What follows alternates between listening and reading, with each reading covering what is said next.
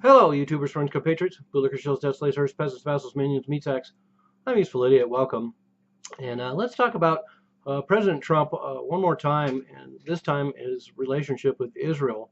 As I've done in previous videos, there's been a dramatic turnaround in Trump's policies towards Israel from his stated stances during the campaign, and then where his views have evolved to now. One thing that hasn't changed really is he's very dramatically made it known that he will be the best friend of Israel ever, and he has a good relationship with Netanyahu, who he just met with recently in Washington D.C. And one of the things he talked about during the campaign that was encouraging was the idea of being a neutral party and trying to serve the interests of both sides in the Palestinian-Israeli negotiations and coming up with a deal. And he wants to cut a deal.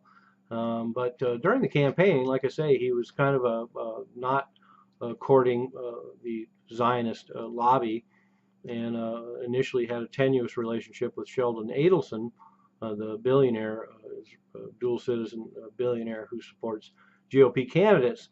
But during the campaign, by the end, of course, Sheldon Adelson was supporting Trump, and Trump was evolving his views, and certainly got a number of people involved in the Trump administration who were very pro-Israel, including the ambassador that he appointed, and in fact has a direct relationship with the development of Israeli settlements, which are at the heart of the controversy there. So a lot of conflict of interest in a lot of respects.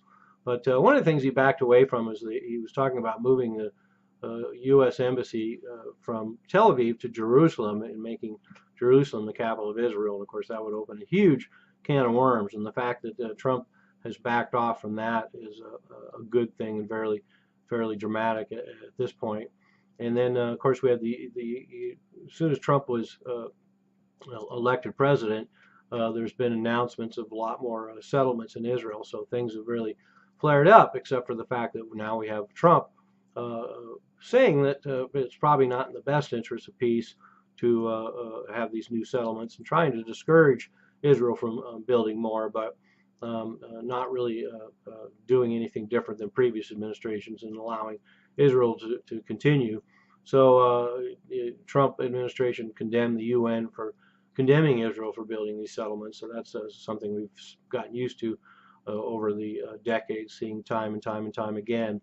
And Obama and Bush made the same promise, the whole idea of moving the U.S. embassy from Tel Aviv to Jerusalem and making Jerusalem the capital. So for at least those 16 years, nothing happened, and it looks like nothing will happen again for now, at least for the time being. But on January 22nd, Israel announced 2,500 more settlement houses on the West Bank. And this is the second announcement since Trump has been president. 140 challenged, let's say, instead of illegal, 140 settlements since 1967, 500,000 people, and that's how large this Jewish settler issue is in Israel. And they basically take Palestinian land and strategically confiscate it and put these settlements in there and start making it impossible to divide Israel up between a Palestinian and an Israeli state. Like I say, particularly by the way they lay down the utilities grid systems, where these walls are built, and then where these actual settlements are allowed. So it's very strategic. And of course, Netanyahu came out and said, quote, "We can build where we want as much as we want," unquote. So we're kind of used to that sort of rhetoric from Netanyahu. And then February 6th, just a couple weeks ago, Israel voted to retroactively seize Palestinian-owned land, transfer it to the government, and then transfer it to the settlers. And so that legalized 4,000 more existing settler units. And this all could apply to all the land granted to so-called Palestine. And so that's pretty disturbing, retroactively. So in other words, 4,000 settling units that were considered illegal and were being challenged, even in Israel, are now retroactively legalized 4,000 units. So all total, that's somewhere in the vicinity of 4,000 to 6,000 settlements.